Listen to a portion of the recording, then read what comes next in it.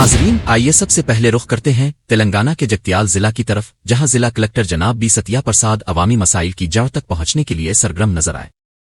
Revenue اجلاسوں کا جائزہ۔ ضلع کلکٹر جناب ستیہ پرساد نے رائکل منڈل کے ویراپور دھاونپلی اور مالاپور منڈل کے ساسرم گاؤں کا دورہ کیا۔ ان علاقوں میں منعقدہ ریونیو سمیلن اجلاس کا تفصیلی جائزہ لیا گیا۔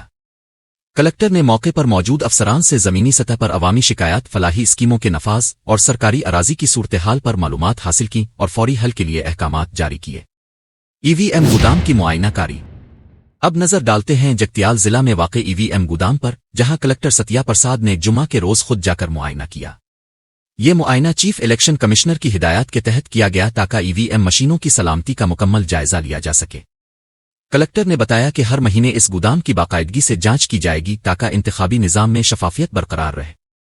اس دورے میں Jagtial revenue division officer Madhusudan, election superintendent اور دیگر اعلی حکام بھی شریک ہوئے۔ نوودیا اسکول کے عارضی عمارت کا جائزہ۔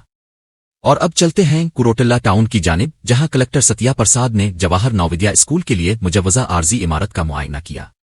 یہ معائنہ آنے والے تعلیمی سال کے لیے کیا گیا تاکہ طلباء کو بہتر تعلیمی ماحول فراہم کیا جا سکے۔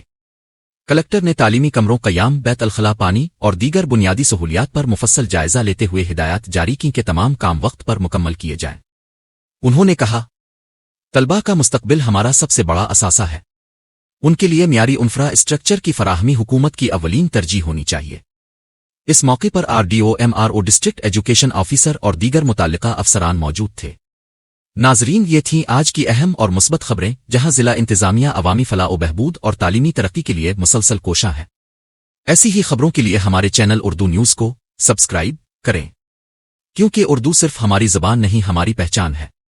لائک کریں، شیئر کریں اور کمنٹس میں اپنی رائے ضرور دیں۔ اللہ حافظ۔